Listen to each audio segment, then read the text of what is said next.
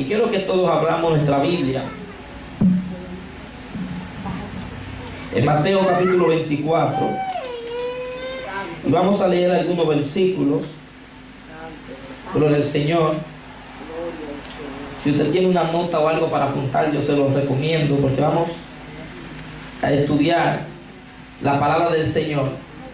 Y es bueno, siempre hay cosas que a veces se nos escapan, se nos olvidan, pero cuando uno apunta, uno pues tiene un punto de referencia, porque cuando uno llega a su casa y vuelve a escudriñar la palabra, uno por lo menos tiene las notas y uno puede comparar lo que se compartió en este día con la palabra del Señor. Amén.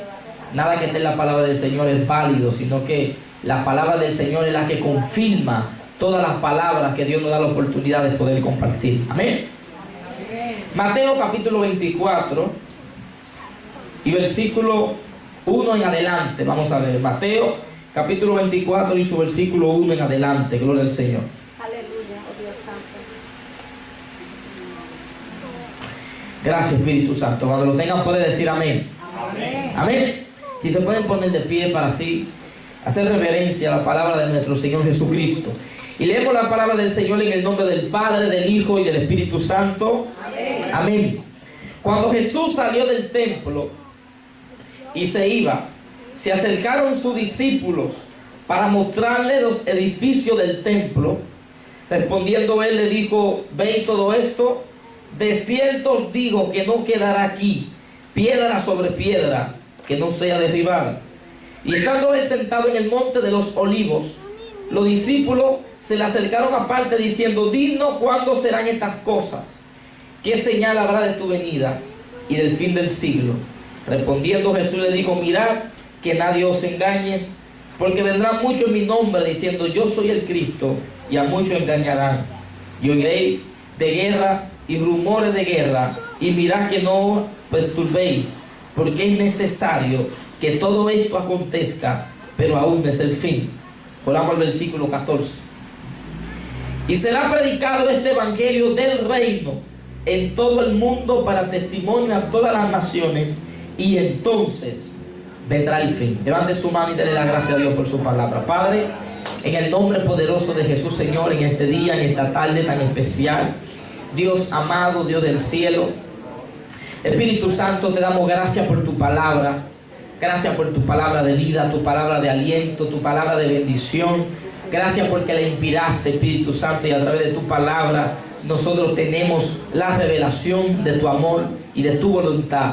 Espíritu Santo, pedimos que a través de este estudio, a través de esta administración de tu palabra, tu Santo Espíritu traiga iluminación, traiga revelación, traiga entendimiento en nuestros corazones. Ayúdanos a entenderla, Señor, y ayúdanos a interpretar tu palabra de la manera correcta, ya que ellas son tus palabras, Señor. Y el estudio que vamos a compartir hoy es un estudio muy delicado y muy importante. Así que guíanos, Espíritu Santo, para nosotros poder entender tu palabra y ser edificados tal y cual es tu propósito, Señor. En el nombre poderoso de Jesús. Amén y amén. Pueden tomar sus asientos, gloria al Señor. Gracias, Espíritu Santo. Y estaremos en este día compartiendo un estudio acerca del fin del tiempo.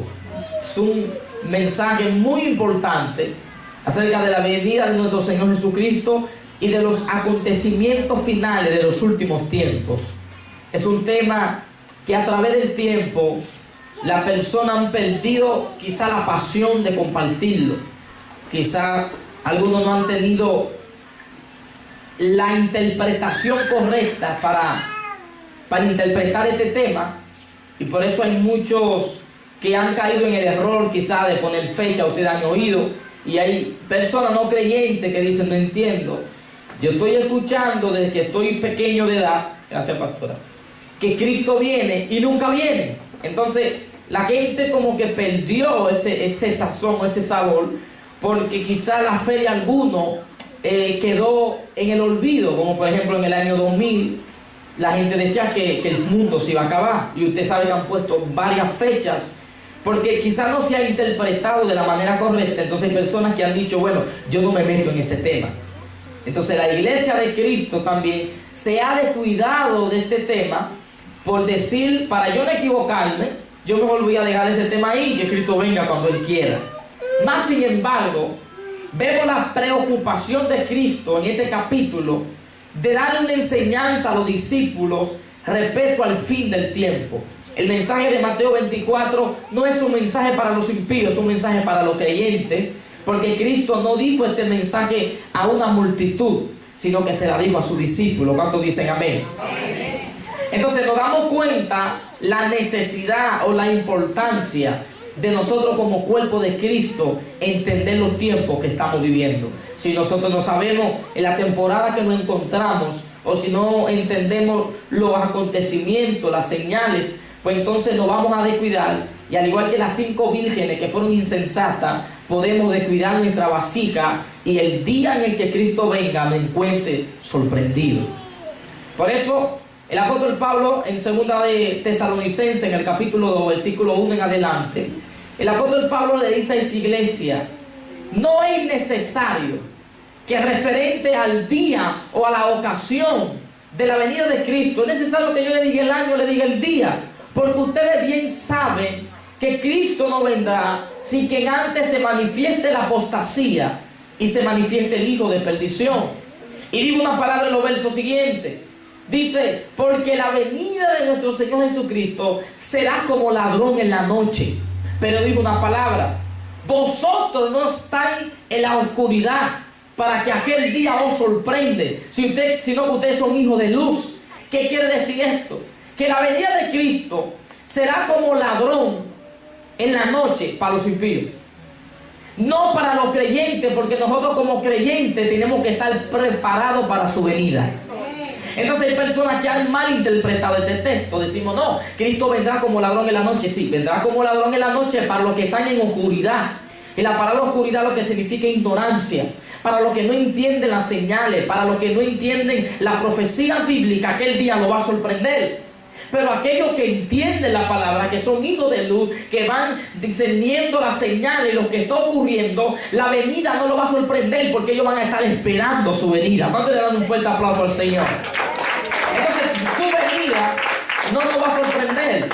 Así que para nosotros la venida de Cristo no puede ser como ladrón en la noche, sino que nosotros vamos a esperar la venida de Cristo, porque vamos a comenzar a estudiar lo que Él dejó en su palabra, las señales que Él dejó. Entonces vamos a estar de acorde a las señales, pastor, y vamos a estar preparados para su venida, que eso fue lo que pasó con las otras 5 vírgenes que fueron sensatas. Tenían su copa y su aceite lista, porque ellos sabían que en cualquier momento el novio iba a llegar. Así que cuando el novio llega, a las 5 vírgenes sensatas, el novio no le llegó de sorpresa, porque ellos estaban esperando al novio.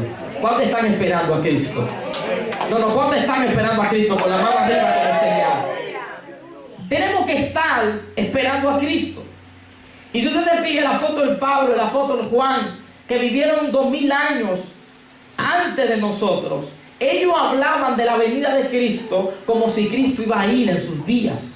De tal manera que el mismo apóstol Pablo en ocasiones pensó que quizá iba a formar parte del rapto de la iglesia, porque ellos esperaban la venida de Cristo, ellos amaban, anhelaban la venida de Cristo. Y nosotros, el apóstol Pablo dice que en el día que creímos, más cerca está la venida mientras más vamos caminando al fin de los tiempos.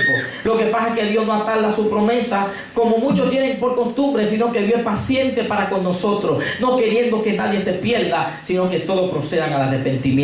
Amén. Así que el propósito principal de Mateo 24 no es convencer al mundo secular de la venida de Cristo, sino impedir que el pueblo de Dios se contamine en los últimos tiempos. Ese es el propósito de Mateo 24.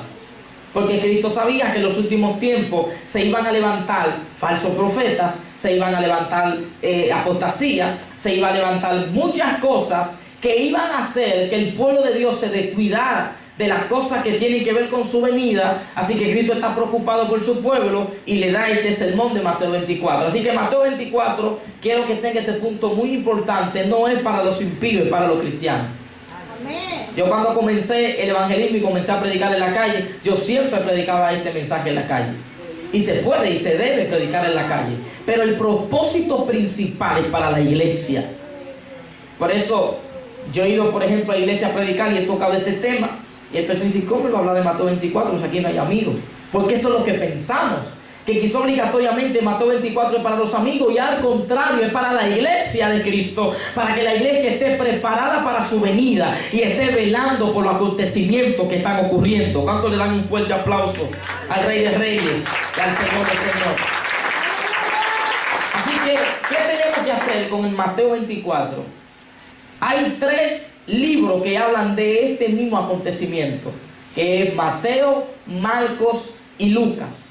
Lo que nosotros tenemos que hacer es comparar estos 3 capítulos o las 3 ocasiones en el que tanto Marcos como tanto Lucas y como tanto Mateo hablaron y narraron este acontecimiento. Tenemos que comparar los textos, ver qué dijo primero Mateo, ver qué dijo Lucas y ver qué dijo Marcos. Entonces, cuando comparamos lo que los 3 dijeron, podemos llegar a una realidad. No podemos sacar una revelación con solo leer Mateo, si no comparamos lo que dijo Mateo con lo que dijo Lucas, y si no comparamos lo que dijo Lucas con lo que dijo Marcos, porque los 3, aunque escucharon lo mismo, no narraron lo mismo. ¿Alguien entiende lo que estoy diciendo?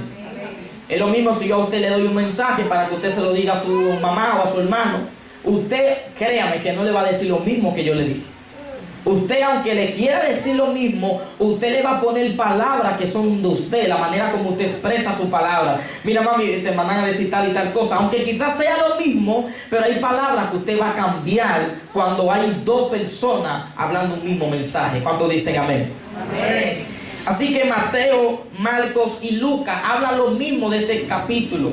Lucas capítulo 21 y Marcos capítulo 13 y Mateo capítulo 24. Los 3 hablan de este mismo acontecimiento, narran la misma palabra que dijo Cristo, y ahí vamos a encontrar palabras. Hay cosas que dijo Marcos que no dijo Mateo, hay cosas que dijo Mateo que no dijo Lucas. Entonces, cuando comparamos estos 3 capítulos, vamos a tener la revelación total de la palabra del Señor referente al fin de los tiempos. Porque si no, vamos a comenzar a interpretar o a darle revelación a cosas que no quiere decir este capítulo. Por ejemplo, Mateo 24 tiene un doble cumplimiento. Porque si usted se fija, y vámonos ahí, Mateo capítulo 24, verso 1. Si usted se fija, Cristo comienza hablando o saliendo, mejor dicho, del templo. Y los discípulos le están diciendo a Jesús, wow, pero mira qué templo tan hermoso, que era el templo de Jerusalén. Era el templo más codiciado y más deseado de todas las naciones. Así que le estamos dando, wow, Señor, mira qué edificio, mira qué templo tan grande. Y Jesucristo le dice a ellos, le digo una cosa, en ese templo no va a quedar piedra sobre piedra que no sea derribada. Entonces esto asustó a los discípulos y le dijeron, dinos cuándo se dan estas cosas, qué señal habrá de tu venida y del fin del siglo. Los discípulos combinaron la destrucción del templo de Jerusalén con la venida de Cristo, porque para un judío que destruyeran el templo era el fin del mundo, porque su corazón, su anhelo, su pasión estaba en el templo. Así que cuando Cristo le dijo, no se sorprendan por este templo lo van a destruir, en este templo no va a quedar piedra sobre piedra que no sea derribada. Entonces los discípulos se alarman, dice, es imposible. Para muchas personas, cuando se derrumban la torre gemela, el mundo se acabó. Dijeron, bueno, si derrumban la torre, van a derrumbar Nueva York completo, porque se asustaron. Así que el templo de Jerusalén era más importante para los judíos que la torre gemela para los Estados Unidos. Imagínense que Cristo le diga a los discípulos, ese templo lo van a destruir. Y dijeron, no, pues el mundo se va a acabar. Si destruyen ese templo tan grande que ocupaba la tercera parte de Jerusalén completa, era un templo enorme. Era un templo que fue edificado con piedras, con roca bien fuerte, que era imposible que sea derribado. Así que los discípulos dijeron, no, si destruyen ese templo, es una señal de que se va a acabar el mundo. Por eso ellos dijeron, no, dinos cuándo esto va a pasar, dinos cuándo se va a acabar el mundo. Eso quiere decir que Mateo 24 no habla de construcción de templo, habla de la destrucción de un templo. Quiero que tenga ese punto muy importante. Cristo en Mateo 24 no habla de que van a construir templo, habla de que van a destruir ese templo. ¿Alguien entiende lo que estoy diciendo? Porque más para adelante Jesús habla acerca de la abominación desoladora y dice, cuando veáis en el lugar santo la abominación desoladora que habló el profeta Daniel, el que lea entienda. Muchas personas malinterpretan este texto.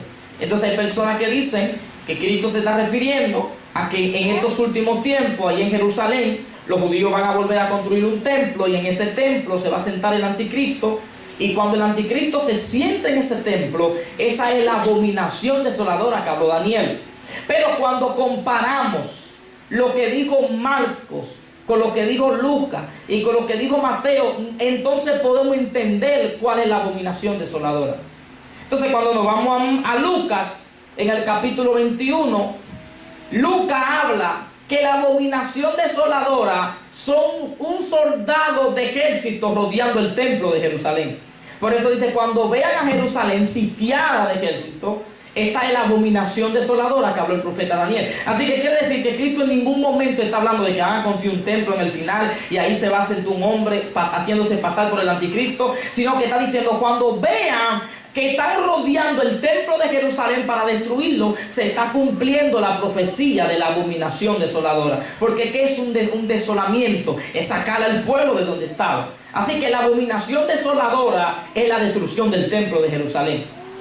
Cuando comparamos lo que dijo Marco con lo que dijo Lucas, ¿alguien entiende lo que estoy diciendo? Amén.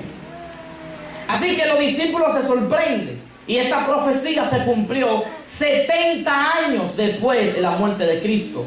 Dice que el templo de Jerusalén, tal y como Cristo dijo, fue derrumbado. ¿Y sabe qué es lo importante, lo impresionante? Que ningún cristiano murió cuando destruyeron el templo. Ningún seguidor de Jesús. Porque como ya Cristo le había dicho, cuando vean a Jerusalén sitiada de ejército, dice, el que está en los montes no descienda a coger la capa. El que está en Judea no se vuelva para atrás, sino que váyanse, porque ya el templo y la ciudad va a ser sitiada y van a ser destruidos los que están dentro de la ciudad.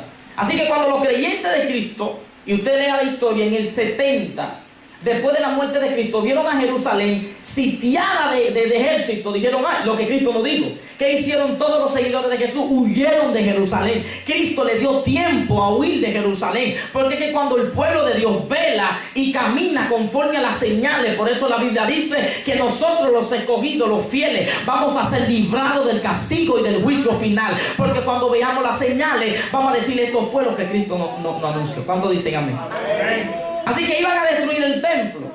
Pero cuando rodean a Jerusalén, los discípulos están dentro de Jerusalén. Pero dice la historia que el que estaba siendo emperador de aquel tiempo murió en el año 69 después de Cristo. Así que cuando el emperador muere, la tropa que rodeó a Jerusalén tuvo que irse. Así que los discípulos dijeron, este es el momento para que nos escapemos. Se escapan, ponen a Nerón como emperador de Roma, y Nerón manda a su hijo, el príncipe Tito, para que vuelva y rodee a Jerusalén. Pero ya cuando Tito vuelve con su ejército a rodear a Jerusalén, ya no hay ningún cristiano allá adentro, porque Cristo le anunció, cuando vean a Jerusalén sitiada, corran, huyan, porque se acerca la abominación desoladora. ¿Alguien entiende lo que estoy diciendo? Así que Tito vuelve en el año 69, ya casi para culminar el año 70, y rodeó Jerusalén. Como Jerusalén era una ciudad que se alimentaba de los que venían allá afuera, ellos rodearon a Jerusalén y permitieron que ellos se debilitaran, porque no estaba entrando comercio, no estaba entrando comida, y el pueblo comenzó a comerse los hijos de las mujeres que nacían en aquel tiempo. Porque usted cree que Cristo en el mismo Mateo 24 dice, ¡ay de la que críen hijos en aquellos días! Se está refiriendo a esto. El hambre era tan grande que dice la historia, y le voy a mencionar un hombre, un judío escritor, se lo recomiendo para que usted cuando tenga tiempo lo lea, llamado Josefo, que escribió, porque él perteneció a todo esos acontecimientos. Claudio Josefo se llama ese hombre, y él narra todo estos acontecimientos, y dice él que la gente se repartían a los niños recién nacidos en Jerusalén del hambre tan grande que había, porque no había para comer, no entraba comercio. Jerusalén no es una tierra que se reproduce, ahí dentro no había árboles, no había nada, sino que ellos comían de lo que entraba a Jerusalén. Así que el sitio se sitió, y ellos ya cuando estaban debilitados en el año 70, entró la tropa, derrumbó el templo y mató a todos los judíos que estaban ahí dentro. Pero le tengo noticia, el pueblo de Dios estuvo salvo. Denle un fuerte aplauso al Señor, porque caminaron conforme a las señales de la profecía. Hay tres maneras o tres pensamientos para interpretar la profecía de la Biblia. Yo se lo recomiendo que usted lo apunte. Hay tres pensamientos escatológicos La escatología es la ciencia que estudia la profecía de los últimos tiempos. Y hay tres pensamientos escatológicos. Número uno, está la interpretación preterista. La interpretación preterista es la interpretación que dice que el anticristo fue Nerón y que todo el apocalipsis ya se cumplió. Usted se va a topar con personas que van a decir, no, el anticristo fue Nerón. En el año 70, Nerón, usted sabe la historia, cuántos millones de cristianos mató Nerón. Para muchas personas, según su interpretación, el anticristo fue Nerón y todo el apocalipsis se cumplió en el primer siglo de la iglesia cristiana. Número dos, está la interpretación futurista. Y yo les recomiendo que usted apunte esto porque esto le va a bendecir la vida. Está la interpretación futurista. La interpretación futurista es la interpretación que dice, no, que el anticristo no sabemos quién es y va a aparecer al final del tiempo, después que Cristo venga. Cuando la iglesia sea levantada, entonces aparece el anticristo. Ahí se cumplen las 70 semanas de Daniel. Ahí se destapan los 7 sellos, las 7 trompetas, las 7 copas, la gran tribulación. Eso, hay una interpretación que todo lo deja para el futuro. Como hay una interpretación que la preterista que dice, no, ya todo se cumplió. Y quizás usted no se ha topado con personas así, pues yo me he topado. Hay personas que creen que ya todo se cumplió y no, los sellos ya, el apocalipsis, todo se cumplió. Pero hay otra interpretación que dice, no, nada de eso se ha cumplido. Todo eso se va a cumplir. Después que Cristo venga, cuando suene la trompeta, la iglesia se va con Cristo, ahí aparece el anticristo, ahí se cumple la gran tribulación. Entonces, por eso hay cristianos que dicen, pues si eso va a ocurrir después que yo me voy, ¿para qué yo lo voy a estudiar? Entonces, por eso hay gente que no se preocupan por estudiar esto. Porque si el anticristo aparece después que Cristo viene y el sello, el apocalipsis, Daniel, todo eso se cumple después del rapto. ¿Y qué yo hago estudiando eso? Entonces hay gente que dice, no, yo no tengo que estudiar eso. Allá el que se quede cuando Cristo, yo lo que me voy a asegurar es me voy con Cristo y una realidad. Pero hay otra interpretación y apúntela. Y está la interpretación histórica. La interpretación histórica es la que compara la profecía con la historia. Hay cosas que pasaron, hay cosas que están pasando y hay cosas que van a pasar.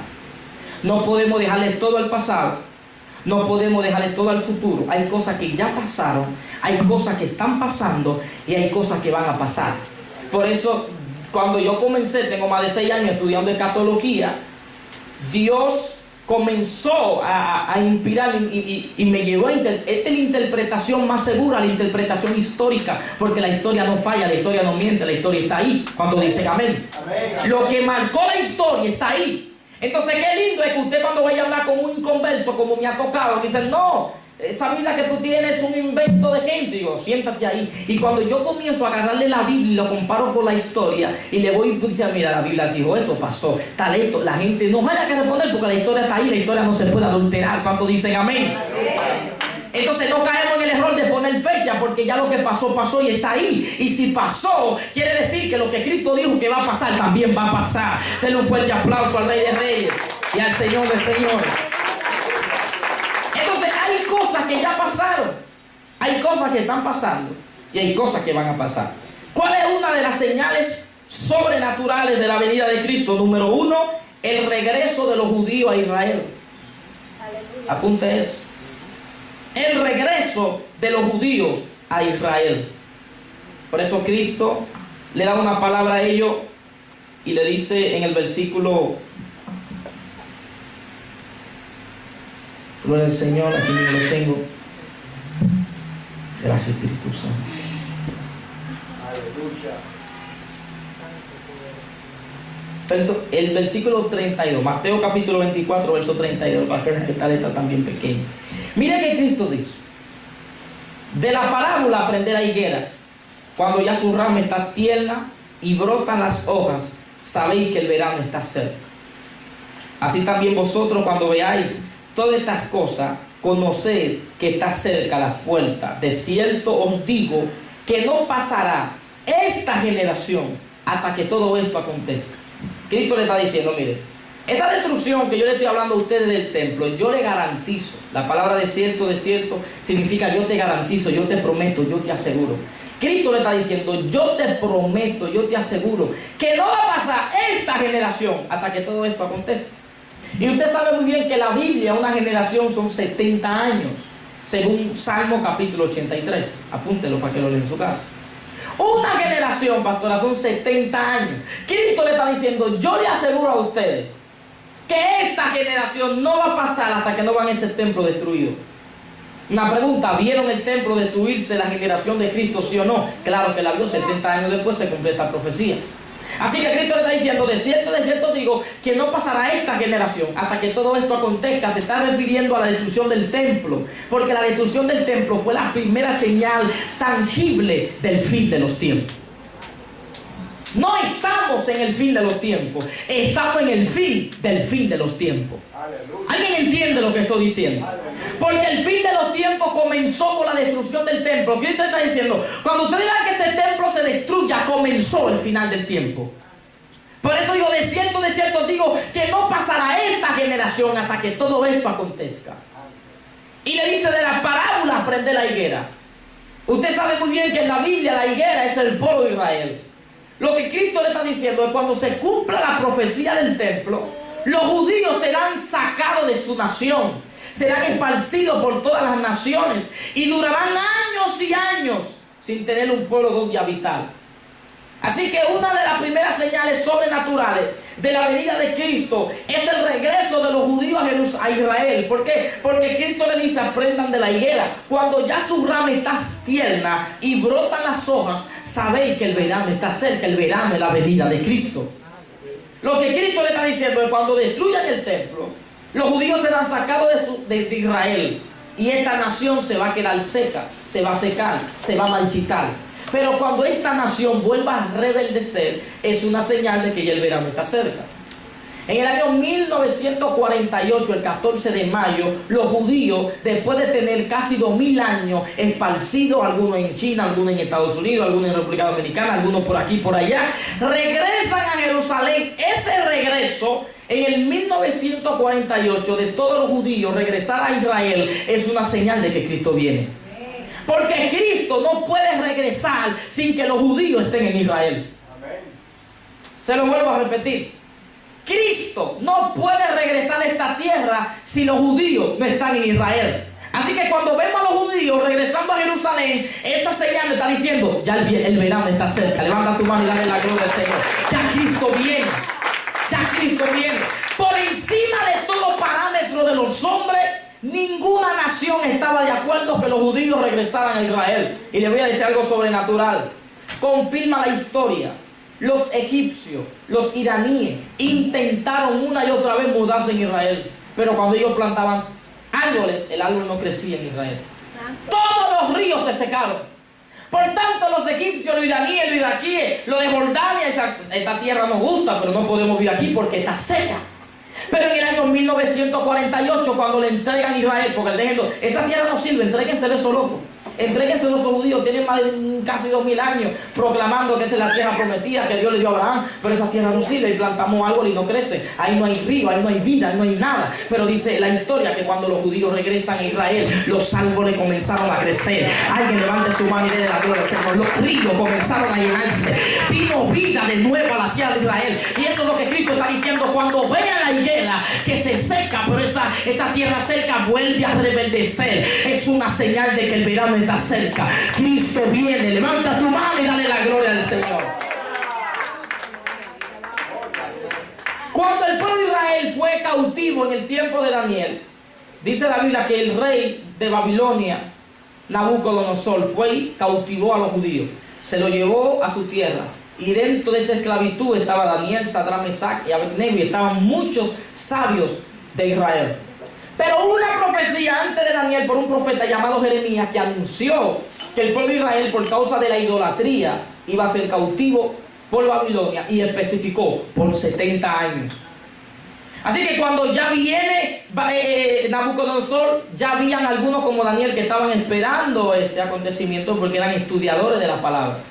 Así que se lo llevan a Babilonia. Allí usted se sabe la historia, duraron 70 años cautivos. Y cuando el rey de Babilonia muere, que llegó el tiempo de que Ciro, el rey de Medo-Persia, matara y destruyera el imperio de Babilonia, Daniel se sentó con el rey de Ciro y le dijo: mira, hay una profecía que habla de ti, hasta da tu nombre. Isaías y Jeremías hablaron de Ciro. Y Dios dijo En Isaías capítulo 32, usted lo puede leer en su casa. Está diciendo Dios a Ciro: aunque no me conociste, pero te ungí por amor a mi pueblo. Dios habló de Ciro muchos años antes de que Ciro existiera. Y le habló: te escogí para que vuelva y liberte a mi pueblo, para que vayan a su tierra y me celebre fiesta. Así que Daniel se sentó con Ciro y dijo: mira, Ciro, de ti hablaron cientos de años antes. Ciro dijo: de mí, sí. Y cuando comenzó y la vio los rollos, Ciro se dio cuenta que es real lo que Daniel está mostrando. Y dice: ¿qué es lo que ustedes quieren? Y le dice: nosotros aquí estamos cautivos 70 años, pero nosotros queremos regresar a Israel y volver a construir un templo a Jehová y adorar al Dios del cielo.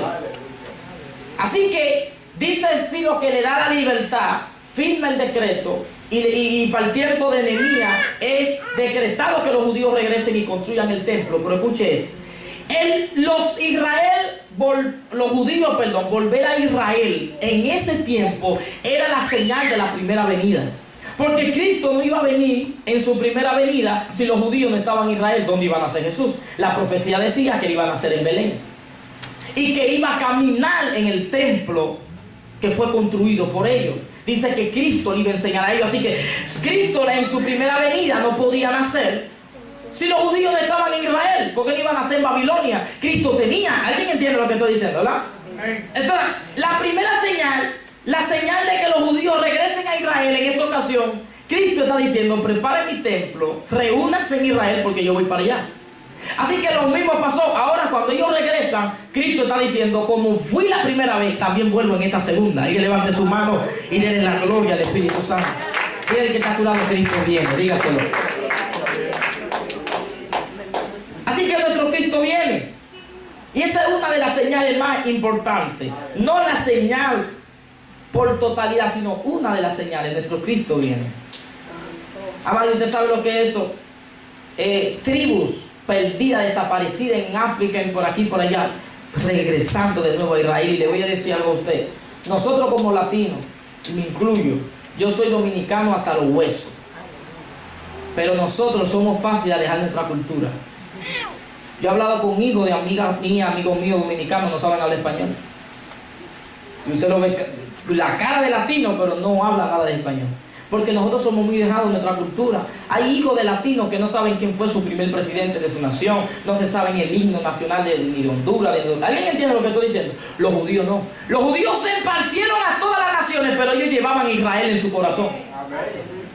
Y todos los niños que nacían, aunque estaban esparcidos en Chile, Inglaterra, donde quiera, ellos le decían: ustedes no son de aquí, hay una tierra en Israel que les pertenece. Así que todos los niños nacían anhelando y orando a su Dios para que Dios les devolviera su tierra prometida. Eso es una señal de la evidencia del poder, de que lo que Dios dice no falla, de que lo que Dios dice se cumple. Denle un fuerte aplauso al Rey de Reyes y al Señor de Señores. Eso solamente lo hace nuestro Dios. Digan conmigo: nuestro Dios. Porque ya estaba profetizado. Ya Cristo había prometido, había profetizado de que la tierra de Israel iba a rebeldecer. Segunda señal, y quiero que la apunten: el resurgimiento del papado en el año 1929. Y aquí vamos a entrar muy profundo en este tema. Así que yo le pido que usted me dé toda la atención. Y como le dije ahorita, no pretendo saberlo todo. Si no, usted se va a su casa y agarra su Biblia. Porque de esto se trata, de estudiar la profecía. Ir a su casa y comparar. Porque al final quien tiene la razón es la Biblia. Por eso cuando Dios me dio este amor, esta pasión por yo estudiar las señales, lo primero que Dios me dijo: deja que la misma Biblia se interprete. Hay personas que se vuelven locos. ¿Qué significa el caballo de Daniel? ¿Qué significa? Váyanse a la misma Biblia, sigue interpretando ella misma. La Biblia es su propio intérprete. Dígale que está a su lado: la Biblia es su propio intérprete. Dígaselo. La Biblia se va interpretando ella misma. Ella no necesita ayuda, ella misma se va interpretando. Entonces, cuando vamos a la Biblia, nos damos cuenta de que hay acontecimientos proféticos históricos que hablan de que una de las señales del fin de los tiempos fue el resurgimiento del papado. Y yo le voy a decir esto a usted. Santo. Cuando la iglesia de Cristo, porque por eso Cristo le da Mateo 24, vendrán falsos profetas, vendrán falsos engañadores. El mismo Pablo dicta a la iglesia: no se dejen engañar por personas que vengan a decir que ya Cristo vino.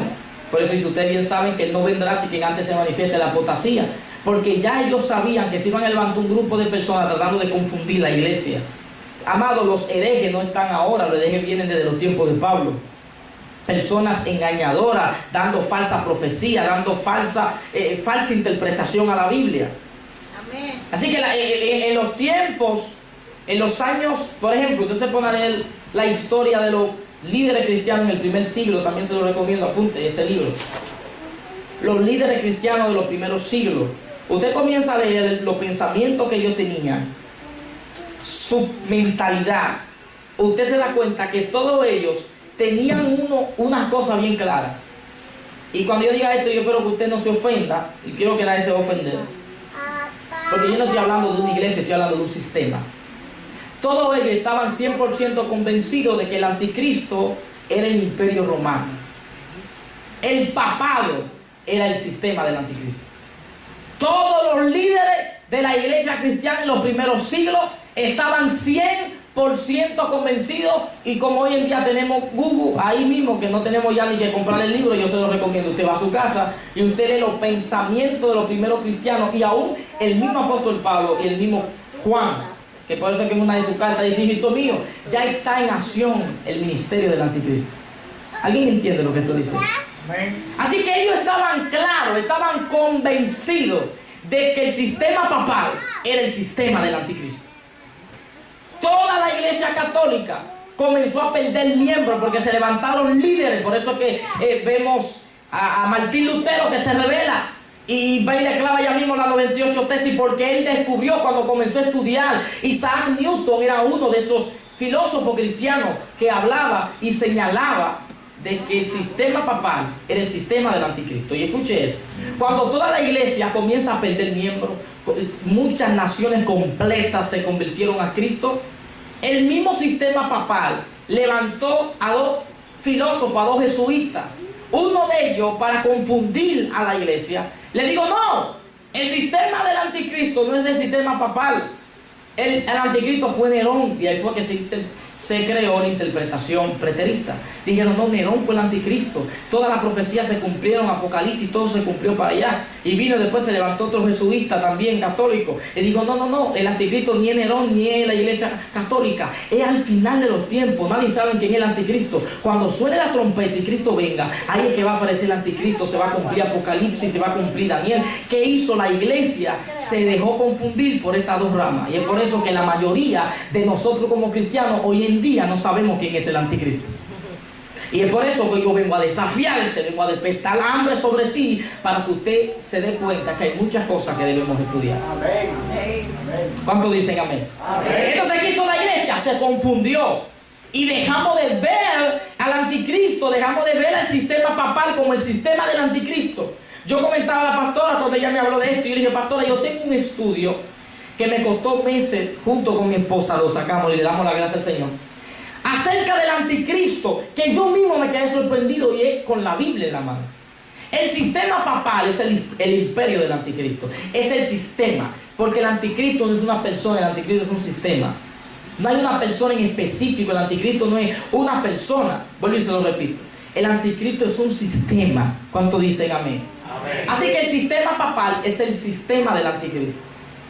Y la profecía de Apocalipsis 13, cuando habla de la bestia, que está hablando del mismo anticristo, dice en el capítulo 3, apúntelo, en el versículo 10, dice que esta bestia iba a recibir una herida mortal. Pero dice que esta herida iba a ser, pastor, iba a ser sanada. Santo. El sistema del anticristo, que gobernó por 1260 años, conforme a la historia, y el mismo Pablo y el mismo Juan en Apocalipsis 13 dice que Dios le dio autoridad a esta bestia para que gobierne por 1260 días. Y si usted estudia en la primera temporada papal, los papas gobernaron por 1260 años.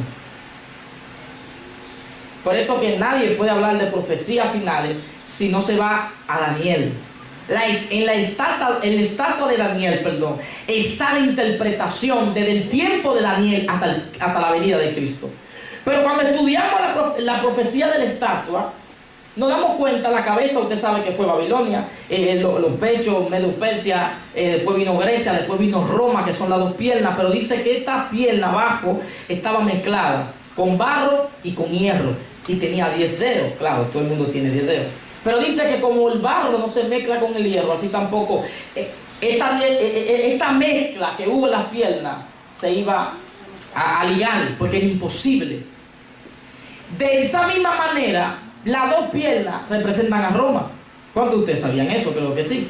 Las dos piernas representan a Roma porque lo que Dios está haciendo con Daniel, mire esto, le está hablando, por eso y la mejor interpretación histórica es la interpretación histórica de la profecía, porque la misma historia te va confirmando. Primero Babilonia, después Medio Persia, y usted se va a cualquier libro, no tiene que ser libro cristiano, los mismos libros seculares te confirman eso.